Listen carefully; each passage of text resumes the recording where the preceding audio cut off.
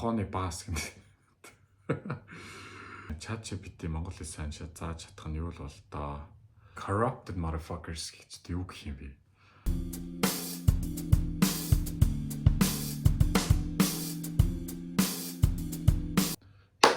Юу яцгаана guys? Өнөөдөр хитүүлээ надтай цуг Reddit хугацгаая. Reddit-ийг мэддэггүй хүн байх юм бол Reddit бол ерөнхийдөө онлайнаар хүмүүс ямар нэгэн сэдвийг үүсгээд тэгээ хоорондоо ингэж ярилцдаг тийм платформ байгаа. Миний өнөөдрийн Reddit дээр авч үзэх гол сэдв нь болохоор Монгол гэсэн сэдвтэй тийм subreddit-ийг хэдүүлээ одоо уншиж үзцгээе. Тэгээд ямар сонирхолтой зүйлүүд гарч ирэх нь харцгаая.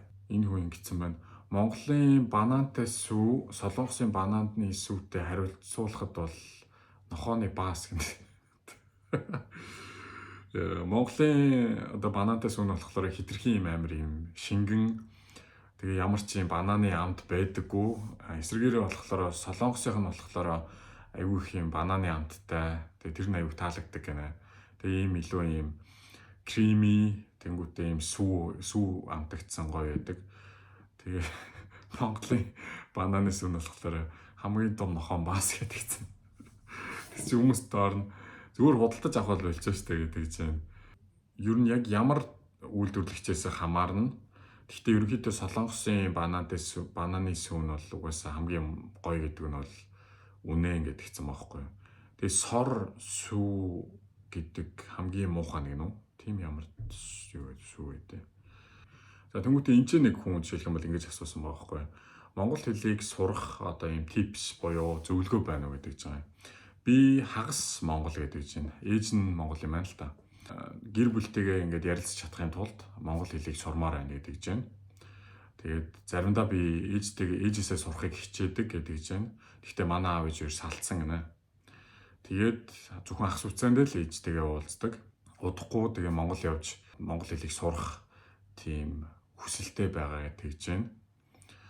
Тэгээд очихоос өмнө яаж одоо энэ монгол хэлийг сурах вэ? Доор нь хүмүүс юу гэсэн байна вэ гэсэн чинь онлайнаар ерөнхийдөө монгол хэл заадаг тийм хичээлүүд байдаг гэдэг чинь.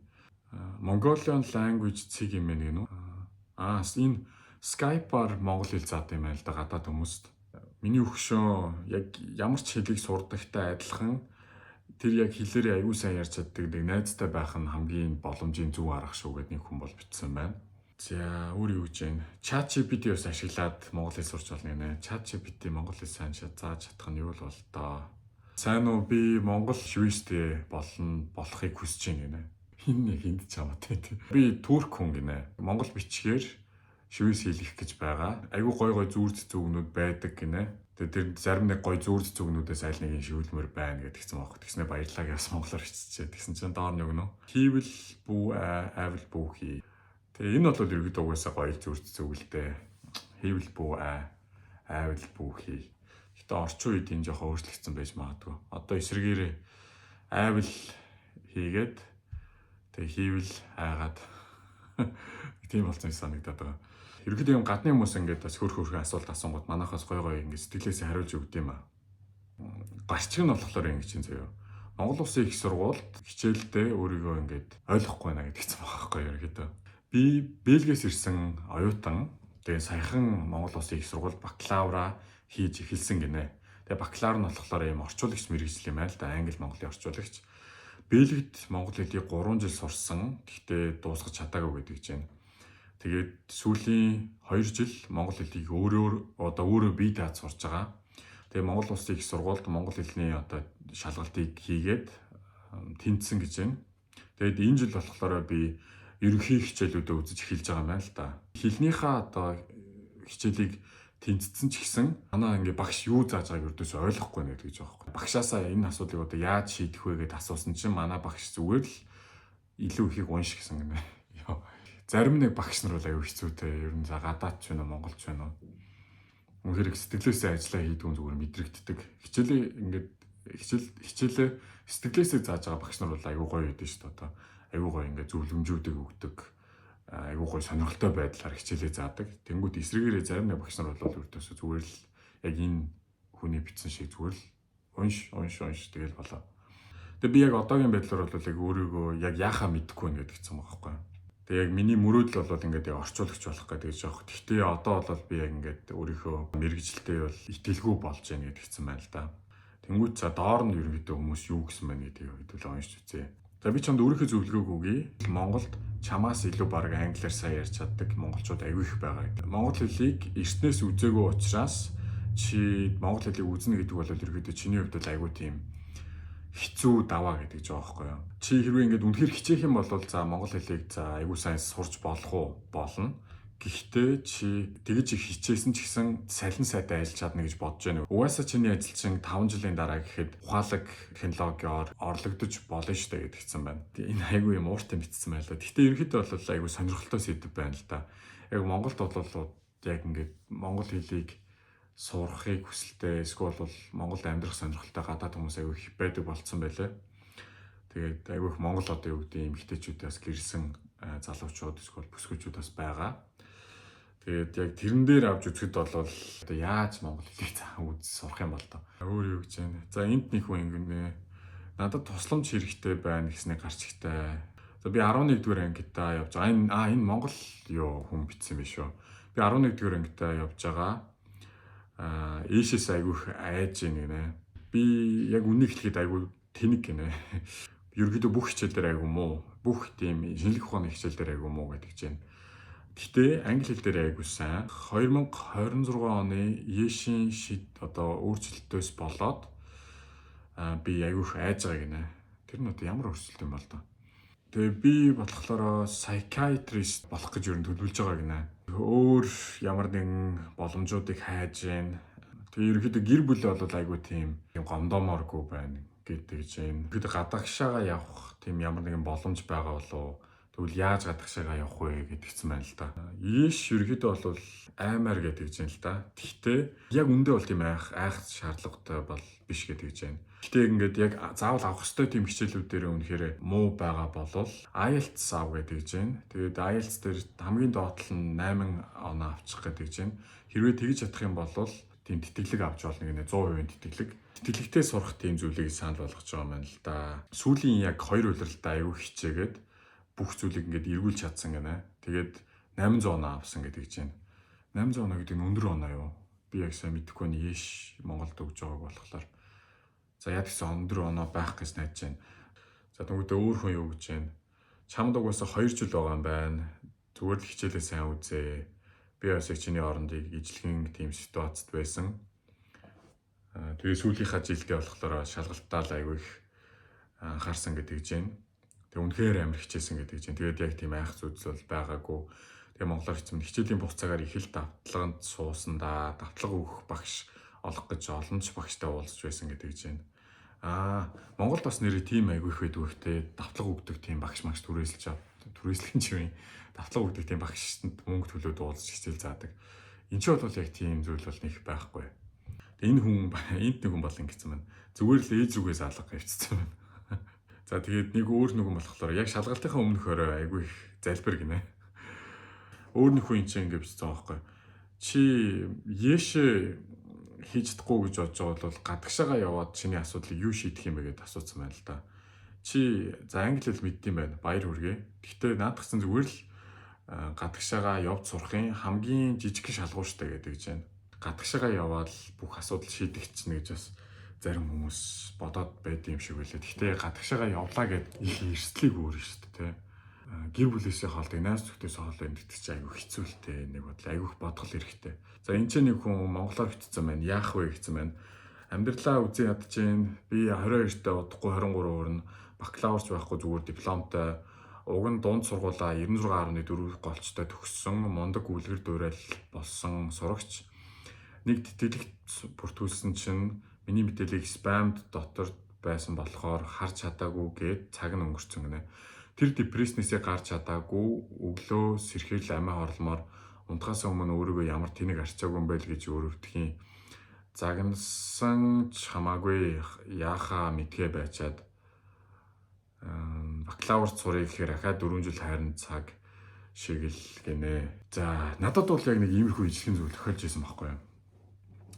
Би яг Шведэд ахлах сургуулаа төгсөөд тэгээд их сургуульд хүсэлт өгөөд айгүй сайн дүнтэй төгссөн боловч миний өнөө явуулсан байсан хүсэлтнүүдийг бүгдийг хүлээж аваагүй байсан. Яагаад гэсэн чинь би хүсэлтээ явуулахдаа за гадны иргэн учраас би заавалчгүй төлбөр төлөх ёстой байсан юм байна. Төлбөр төлөх ёстой байд юм байлаа. Тэгсэн чинь тэрийг мэдээгүй. Тэгээ над руу мэйл явуулсан байсан байлаа л дээ. Төлбөрөө төлөөч гэдэг. Тэгсэн чинь миний тэр нөө төлбөрөө төлөө гэд явуулсан байсан мэйл нь бас спам руу орсон байсан. Тэгээ би тэр мэйлийг юудээс уншаагүй. Тэгээ над руу захаа явуулаагүй. Тэгээ захаа явуулаагүй учраас би төлбөрөө төлөөгүй. Тэгээ нэг манай суг сурж ирсэн нэг найзууд маань бүгдээр ийм сургууль орчлаа. Сургуулийн хариунууд гараад эхэллээ шүү гэд. Би ороо харсан чинь бүх сургуулиуд намайг хүлээж аваагүй. Ёо тэр үед бүр үнэхээр амар депрессэн яасан. Энэ яг хүнтэй бол айгүй ижлэхэн ситуацид орсон. Гэхдээ ерөнхийдөө бол тийм амар сэтгэлээр унаад байх зүйлүүд ерөнхийдөө байхгүй. Яг тэр үедээ бол би бүх сургуулиуд руугаа эргээд холбоо барьсан. Нөө намайг хүлээж аваагүй сургуулиуд руу. Тэгээ 20 сургууль руу ярихад 2 сургуулиуд ерөнхийдөө яг намайг за чи ингээд оройтож ингэж хүсэлт өгж байгаа ч гэсэн одоо хүсэлцэн зөвшөөрөөгүй ч гэсэн чамд сургуульд авъя гэдэг тийм хариу өгч байсан. Тэгээд яг тэр үед яг тэр үедээ бүгээр ингээд амьдрал сүрц юм шиг тийм мэдрэмжийг авч байсан. Гэхдээ тийм амар санаа зовоод авах зүйл бол байхгүй шүү. Угаасаа цаг хугацаа яваад ирэнгүүт бүх асуудлууд чинь ингээд шийдэгдээд ирнэ. Тэгээ хэсэг хугацаа өнгөрсний дараа эргээд харангууд яг тэр үед одоо ингээд амьдрал сүрц юм шиг мэдрэмж чинь өөрөө зүгээр аюу жижигхэн зүйл байсан мэн гэдгийг ойлгоно шүү. Тийм болохоор ийм амиа орлох талаар би ердөөсөө бити бодорой. Бүх зүйл угаасаа ингээд цаг хугацааны ирэхээр шийдэгдээд эхэлнэ. За доор нь өөр хүмүүс юу гэсэн мэн харъя. Миний өгшөө чи дөнгөж 23 настай штэ. Амьдрал бол ямар нэгэн тийм тэмцээн биш штэ гэдэг чинь. Энэ яг шүү. Тий амьдрал бол ямар нэгэн тийм тэмцээн уралдаан биш. За энд өөр нэг хүн гэсэн мэн. Үгүй одоо тэгээ бакалавр сурсан ч 27 хүрнэ. Сураагүй ч 27 хүрнэ. Тэгэхээр 27 хүрэхдээ бакалаврын зэрэгтэй болсон байх нь дээр үсттэй. 22 23 та юм чин дөнгөж 17 18 та их сургуульд орсноос хамаагүй өөр сэтгэн. Ядаж мэрэгчлээ өөрөөр сонгоно. Part time ажил хийнгээ сураад 2 жилийн дараа сурч байгаа мэрэгчлэрээ дадлагжаад ажиллаад эхэлбэл 27 хүрэх үедээ юунаас ч хоцроогүй л байна. Хүний төлөө биш өөрийнхөө төлөө амьдрах болохоор өөрийнхөө төлөө зүтгэж үзчихтэй. Сураад ажиллаад эхэлбэл наад би ямар тэнэг арчаагүй юм бэ гэдэг бодол чинь багасаад ирнэ. Гол нь ямар нэгэн үйлдэл хийх штэ гэдэг чинь. За энэ хүн бол үнэхээр яг зөв зүйл хэлсэн байна. Сурсан сураагүй ч угаасаа 27 хүрнэ. Угаасаа амьдрал хүссэн хүсээгүй явна. Цаг хугацаа өнгөрнө. Монголын нэг хэцүү юм болохоор ойр дотны хүмүүсийн шахалт аягүй хэцүү байдаг. Чи хоцорчлоо, юу гэдэг амьдрал чинь ингээ яваад эхэллээ. Гэр бүлтэй болох хэрэгтэй, үр хүүхдтэй болох хэрэгтэй гэдэг тийм шахалт аягүй хэцүү байдаг. Тэр нь магадгүй одоо Монголын дундаж наслалт аягүй богино үдгээс болдог гэж магадгүй. Бас дээрээс соёлын бас нэг зүйл байгаа л да. Чи одоо ингээд амжилттай хүн болох уу, эсвэл бол зүгээр л юм архичин болох уу гэдэг нь чиний гарт чинь л байгаа гэдэг гэж байна. Угаасаа тэгээд өөр ямар гарц байгаа юм бэ? Гарах зөвхөн гарц нь амьдрах гэдэг чинь. Өөр ямар сонголт байхгүй. Амьдралыг нэг тоглоом гэж бодоод үз.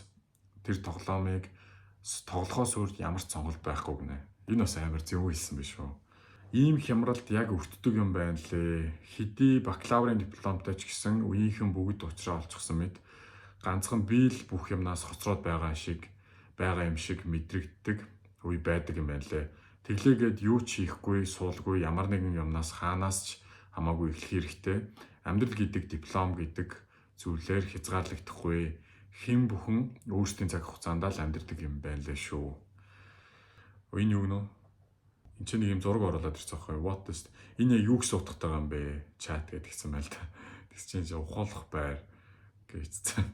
Ухуулах байр гэдэг нь яг нэр юу ч гэсэн үг тий. Ухуулах. За яг миний ойлгож байгаагаар бол ингээд хүмүүсийг авчраад суулгаад тэг ингээд ухуулна гэж ойлгоод байгаа байхгүй. Энэ хүмүүс айгүй сайн хүн шүү гэдэг ингээд толгойг нь угаагаад гэгэрүүлэхтэй үс утгатай гинэ.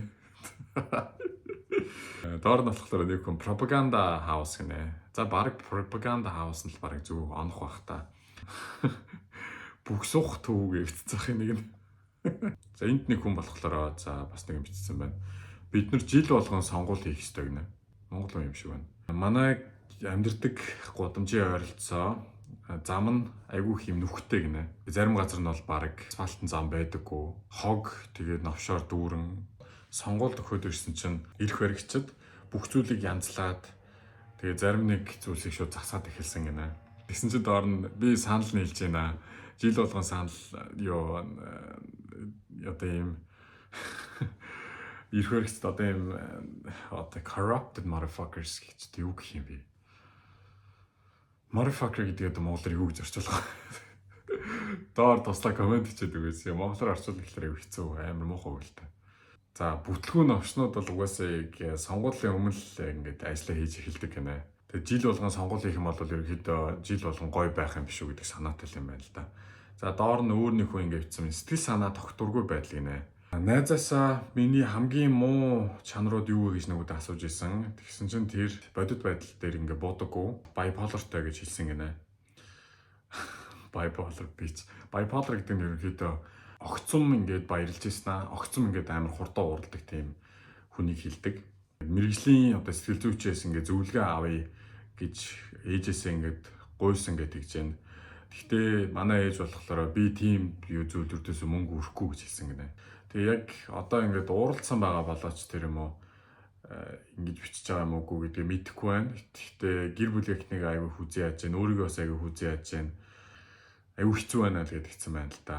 Өөрийгөө болвол амьдруулахгүй бол болохгүй. Тэгээ ямар нэгэн тийм тамхи мамх ч юм ямар нэгэн тийм муу habit яг авч эхлэхэд аягүй ойрхон байна гинэ. За комментуудын одоо доор нь зөвлөгөө бичсэн хүмүүсийг уншихаас өмнө би өөрийгөө сэтгэлийг хэлэх юм бол тэгээ гэр бүлчин бол ерөөхдөө хамгийн чамд тус болох хүмүүс. Гэр бүлчин чамайг ойлгохгүй байна гэж бодоод байгаа боловч яг үнэндээ гэр бүлчин чамайг хамгийн их тус болох хүмүүс ч юм аахгүй. Тийм болохоор гэр бүлтэйгээ ингээд чин сэтгэлээсээ ярилцах хэрэгтэй. Тэгээд хамгийн одоо зөв ингээд зөвлөх юм бол гэр бүлийнхээ хүмүүстэйгээ ингээд ярихын өмнө эхлээд хідэн дүрм тогтоох хэрэгтэй. Ердөөсөө ярьж байхдаа би нэгээ таслахгүй. Тэгээ хоорондоо ярилцж байхдаа дуугаа өндөрсгөж болохгүй. Ийм 2-4-тэйгээр ингээд гэр бүлийнхэнтэй ярилцаад үзээрэй. Дуугаа өндөрсгөөд ирэнгүүт яг харилцаа ингээд шал хэрүүлийн хэлбэр рүү ороод эхэлдэг байхгүй. Тийм болохоор хоорондоо ярилцахдаа дуугаа өндөрсгөхгүйгээр тэгээ яг нэг ийм тооноор ярина гэсэн үг шүү дээ. Тийм байдлаар яриад тэгээд би нэгээ ингээд аль болох ойлголцох гээд ярилцах гээд үзээрэй. Монголд болохоор яг ингээд үнэхээр тийм мэрэгжлийн сэтгэл зүйчнэр айгүй цөөхөн байдаг гэдэг чинь. Тэгээд яг мэрэгжлийн сэтгэл зүйчээс зөвлөгөө авлаа гэхэд тэр үр дүн нь айгүй сайн байх магадлал нь бага гэдэг чинь. Яг ингээд ууртай болоод тийм триггер хийцэн үедээ гүнзгий амьсгаа аваад тэнгуүтээ тэр стрессфул тийм байдлаас өөрийгөө холдуул гэдэг чинь. Яг тэр ингээд стресс үүсгэж байгаа тэр зүйлтэйгээ хамт амьдарч байгаа бол тэр одоо гэрээсээ ингээд нүгэд үзүүл яадаг гэдэг чинь. Жим бол ерөөхдөө ингээд үлгэрийн юм шиг чиний асуудлыг шийдэхгүй ч гэсэн зарим зүйлсийг бол ингээ аюугаа шийдэж өгдөг гэдэг чинь. Жим их нь бол ягаад ч тийм буруу зүйл бол биш гэж бол бодож байна. Хүн аюу удаан стресстэй байгаад ангууд хүний бие цаанаасаа тэр стрессийг дарахын тулд гормон ялгаруулдаг байхгүй. Тэр ялгаруулж байгаа гормон нь өөрөө удаан хугацаанд ингээд ялгараад байх юм бол хүний биед сөргөөр нөлөөлж эхэлдэг. Би энийг яагаад хэлж байгаа юм бэ гэхээр би өөрөө ахлах сургуульд сэтгэл зүйн хичээлийг үздэг байсан учраас хэлж байгаа шүү. Тэгээд тэр стрессийг ингэж дарахын тулд ялгарлаж байгаа гормон нь ингээд удаан хугацаанд ялгараад ангууд хүний биед гардаг одоо сөрөг нөлөөний нэг жишээ юм бол хүн айгүй хурдан юмыг мартдаг болдог. Юмыг айгүй амархан мартаж эхэлдэг болдог. Тэгээд бас айгүй олон зүйлүүд байгаа л да хүн айгүй депрессэнд орно. Өөртөө итгэлгүй болно гэдэг ч юм уу. Тэгээд энэ ингээд удаан явсаар хагаад тэр нь хүнд айгүй буруу шийдвэрийг гаргахад нөлөөлдөг. За энд болохоор бас нэг хүн ингээд бичсэн байна. Би бас яг чам шиг айгүй хэцүү нөхцөл байдалд орсон байгаа. What the fuck гэнэ. Амар ийм сэтгэл зүйн юм дээшээ доошоос хавлгаатай байгаа. Гинэт ингээд айгүй аз жаргалтай болсноо. Гуниглаад эсвэл ууртай болцдог. Жимд яваад эсрэгээр надад асуудлуудыг үүсгэсэн гэнэ. Тэгээ би айгүй их амархан ууртай болцсон.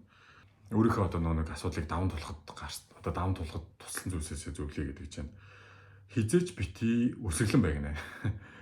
Тэнгүүтээ элсэн чихрийнхээ хэрэглээгээ багасгах гэдэг чинь ямар ч юм одоо логикгүй толгойд орчиж байгаа бодлуудаа бүгднгийн одоо даар гэдэг чинь. Яг ингээд гарцарч байгаа тэр ямар ч тийм логикгүй сэтгэлийн хөдлөлүүдээ яг хамгийн боломжтой үедээ л гаргаж иргэнэ. Авж байгаа тийм харамслын мэдрэмжүүдээ бүгднгийн бас ингээд аль болох дарах гэж хичээгнэ.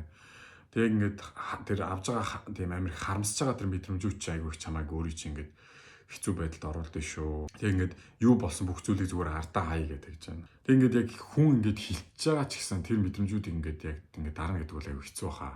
Ер нь бол аюу хэцүү шүү дээ. Зүгээр ингээд мартаач та наа чи өнгөрсөн зүйлстэй гэдэг нэгэнд мартахад бол угаасаа аюу хэцүү байдаг. Тэр ингээд даун толохын тулд угаасаа ядч утсан маш сайн сэтгэлээ одоо хөдлүүд ингээд сайн ярилцаа тэгээ мэрэгжлийн хүнээс л хамгийн зөвлөгөө авах нь үнэхээр зөв шийдэл байна. Гэхдээ Монголд яг сэтгэл зүйн одоо зөвлөгөө өгдөг сайн мэрэгжлийн хүмүүс хэр олон байгааг бол мэдэхгүй байна л да. Гэхдээ үнэхээр яг мэрэгжлийн хүн дээр очих нь хамгийн зөв байх шүү. Ингээд хүмүүсийн өгж байгаа зөвлөгөөнүүд үнэхээр гоё боловч ингээд уншсан ч гэсэн ингээд жоох ингээд сэтгэл тайвшрах боловч яг ингээд бүх зүйлсийг шийдэхгүй байхаа гэж бодож байна. Гэсэн юм болохоор доо Jesus зүгээр л магнезиум угаастай гинэ. За гашуудлал гэж байгаа юм байна. Сайн уу юу яцгаа найзуудаа би 18 настай эрэгтэй гэдэг чинь манай эмээ 1-7 хоногийн өмнө бурхан болсон гинэ. Миний бол хамгийн одоо ойр дотны гэр бүлийн гишүүд гэдэг чинь яг ингээд хүнтэй ярилцахгүй эсвэл ингээд ганцаараа байнгут айгүйх ийм хоосон мэдрэмжийг тэгээс сэтгэл гутралын мэдрэмжийг авч байгаа тэрийг ингээд зогсоож чадахгүй байна гэдэг чинь тэгээд орой унтахад аягүй хэцүү болсон гэдэг чинь яг ингээ 3-аас шөнийн 3-аас 4 цагийн хооронд аягүй юм сэтгэл готралтай мэдрэмжийг аваад байгаа гинэ. 7 цаг өглөөний 7 цаг хүртэл. Тэгээ надад ямар нэгэн тийм тусламж хэрэгтэй байна. Яг эмээгээ ингээд аягүй эмээ маань аягүй бодогдоод байна. Тэгээ яг ингээд юу хийхээ мэдэхгүй байна гэдэг чинь. Тэнгүүд доор нь болохоор за мэрэгжлийн хүнээс зөвлөгөө аваарай. Тэгээ хэрвээ мэрэгжлийн хүнээс зөвлөгөө авъя гэд хэрвээ чамд мөнгө байхгүй бол хамгийн ойр дотны найзуудтайгаа ярих нь бол хамгийн best одоо сонголт шүү гэдэг гэж байна. За тэгсэн чинь нэг хүн болохоор айгу урт юм бичсэн байна. За энийг хэдүүлээ уншаад тэгээд ерөнхийдөө өнөөдрийнхөө бичлэгийг дуусгая. Би хөгшин гэдэг гэж байна. Тэгээд яг тэр нь юу гэсэн үг вэ гэхээр би бол айгу их зүйлийг даван тулсан гэдэг гэж байна. Би айгу бол найзуудаа алдсан, айгу бол таныг мэддэг байсан хүмүүсээ алдсан, цуг ажиллаг байсан хүмүүсээ алдсан. Эмээ өвөө одоо ээж одоо хамаатан багш ментор одоо сурагч хөрш гэдэг аюул олон хүмүүсийг алдсан гинэ. Надад бол за хүүхэд байхгүй. Гэхдээ хүүхдээ алдах мэдрэмжийг бол төсөөлөхгүй байна. Хүмүүс нас барах нь энгийн зүйл штэй гэж би хэлхийг хүсэж байна. Гэхдээ тэгж болохыг бол угаасаа тийм тэгж бол хэлж чадахгүй. Тэгж хэлхийг ч хүсэхгүй байна. Ойр дотны хин нэгэн хүн өгөх нь угаасаа миний биеийг ингээ бүр ингээ нөхөлдөдөг гэдэг чинь ямар ч нөхцөл байдалд байсан. Гэхдээ яг ингээ тэр зүйлийг зүгээр л ингээ болоод өнгөрдөг зүйлээ гэж бол мэдрэхийг бол хүсэхгүй байна. Тэр хүн ингээд нас барахад одоо тэр миний авж байгаа тэр шарах нь тэр хүнд би хичнээн хайртай байсан бэ. Тэр хүнтэй зүг тэр хүн надад хичнээн чухал байсан бэ гэдгийг бол ингээд гаргаж ирж байгаа илэрлэнэ гэдэг чинь. Хэрвээ тэр одоо шарах нь гүнзгий болвол миний хайрч гэсэн тэр хүнд гүнзгий байсан гэсэн үг гэдэг жоо байхгүй юу. Шарах гэдэг бол амьдралын илэрхийлэл гэдэг чинь. Миний авч байгаа тэр шарах бол би альва нэгэн хүнийг хайрлаж чаддаг юм байна. Гүнзгийгээр хайрлаж чаддаг юм байна. Альва нэгэн одоо тийм амьдралыг гүнзгийгээр амьдарч чадах юм байна. Эсвэл бол миний амьдрал одоо ингээд дуусч болох юм байна. Эсвэл бол би тэр шарахаас ингээд өөрийгөө эдгээгээд тэгээд ингээд үргэлжлүүлээд амьдрах боломжтой байна гэдгийг маань илэрлээ гэдэг ч байгаа байхгүй. Одоо шарах авсны дараа миний одоо юу гэдэг сэтгэл зүй илүү ийм хүчтэй болсон л гэж байгаа юм л да. Тэгээд яг ингээд тэр авж байгаа шарах нь бол одоо миний амьд байгааг илэрхийлэл гэж байгаа. Шанал гэдэг зүйл дээр авч үзэх юм бол тэр нь ингээд давлгаа шиг ирдэг гинэ. Яг ингээд тэр далайн давлгаа дээр явж хахад чиний тэр завчин ингээд сүрэх юм бол эхэндээ бол чи ингээд юу живж байгаа юм шиг мэдрэмжийг аавна. Тэгээ чиний тэр сүрсэн завчин ингээд эргэн тойрон чи ингээд байж байна. Тэгээ ингээд тэр сүрсэн завчин эргэн тойрон чи хөвж явахдаа чамайг тэр зав яг ингээд бүтэн байхдаа ямар үзэсгэлэнтэй байд юм бэ гэдгийг улам их мэдрүүлдэг гинэ. Тэгээ чиний ганцхан хийж чадах зүйл чинь тэр далаа зүгээр л хөөх гэдэг чинь. Тэгээд тэр сүрсэн завьяасаа ямар нэгэн зүйлийг олж аваад тэрэн дээрээ ингээд нэг хэсэг ингээд тогтож амьд үлдэж болно гэдэг чинь.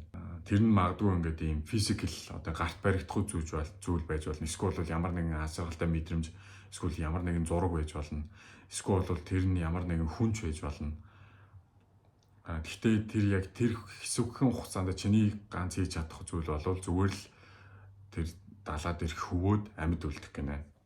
Яг эхэндээ бол тэр чам руу ирэх далайн давлгаа бол айгүй өндөр юм давлгаа ирнэ л гэж байгаа.